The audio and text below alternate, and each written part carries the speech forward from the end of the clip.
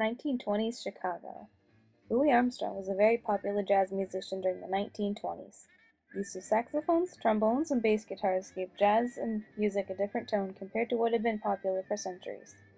Jazz was on the rise and was regarded as the devil's music. Catherine, you gotta go with me to this new underground club. The band plays a whole new type of music and it's the bee's knees.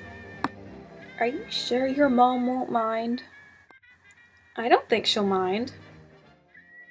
Later that night, I don't want you listening to that devil music. But Mama, have you ever listened to Louis Armstrong? He's the bee's knees and all the other girls are doing it. I don't care if they're doing it. You're not, and that is final. Don't even think about going to a speakeasy either. speakeasies were underground clubs and bars that operated during Prohibition when alcohol consumption and sales were illegal according to the Volstead Act. The Volstead Act was put in place to stop alcoholism, but little was done to enforce it. Let's go have fun, Mary. Let's go dancing. Dancing where? All the clubs have been shut down because no one wants to be there when no liquor is available. Have you ever heard of a speakeasy? Not only were there speakeasies, but bootlegging was a big business during Prohibition. Bootlegging, or rum running, was illegal transportation and sales of alcohol in the U.S. during Prohibition. Chicago was one of the biggest cities for alcohol bootleggers in the U.S.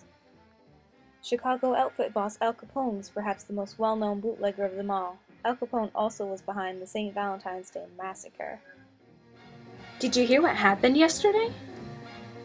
What happened? 7 mafia men were murdered by orders of Al Capone. Al Capone? I thought he was in Miami. Well, he still could have ordered someone to murder those 7 guys. The 1920s also saw the rise in popularity of color films.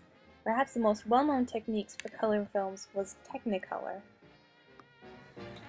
I wish I could go watch that movie all over again. It was so good. I know. I was a little skeptical of a movie called Phantom of the Opera, but it was neat. What about that color part? What was it called? I think it might have been Technicolor. I have never seen a movie with colors that bright before. It was wondrous.